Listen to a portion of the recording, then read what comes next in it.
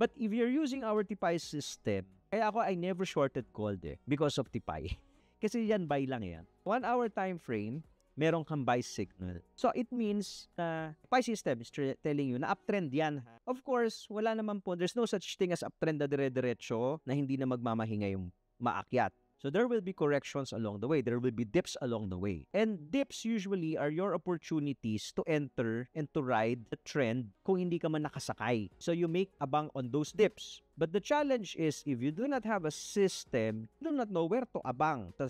Kami po, we go to the lower time frame, 1 hour yung bigger time frame, no? And we go to the lower time frame, ang tinitignan na namin dito, unang-una po is itong TIPI dashboard. Itong TIPI dashboard, since alam namin na sa 1 hour time frame is buy ang inaantay namin, ano titignan ko sa lower time frame? Kasi because I want to buy on pullbacks I want to buy on dips. Right? So I want to see 2 buy signals, at least 2 buy signals or 3 buy signals dito sa dashboard. Ignore mo yung sell pag paakyat, sasagasaan ka niyan. Natatandaan nyo, majority of us, even me when I was new, umago ako, habang umaakyat, sabi ko, ay, siguro bababa na to, siguro mapapagod na to. Tapos paakyat hanggang maliquidate ka. Because you're counter trading di ba? You're countering the trend So ito, ignore mo yung sell na yan. Babastusin lang yan. So you have to wait.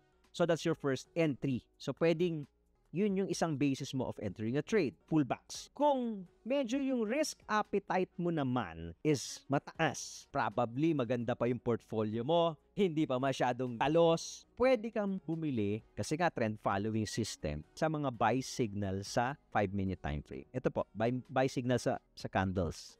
Kaya sinasabi ko sa inyo, itong sell sa dashboard na yan, pwede pa yung umangat kung meron ka pa mga buy signal dito. So ito, for me, dati po kasi, yung older version namin ng TIPI, which is TIPI V5, ito lang yung sinusunod ko. Puro trend following.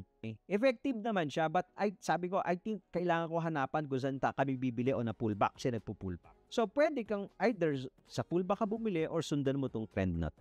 It's up to you. Again, depende po yan sa lagay ng portfolio mo. Siyempre, kung galus na yung portfolio mo, are you going to risk na hahabulin mo pa yan? Hindi, antayin mo na lang pullback. Antayin mo na lang yung tatlong buy signal dito. Uli, follow for more Tito Moves.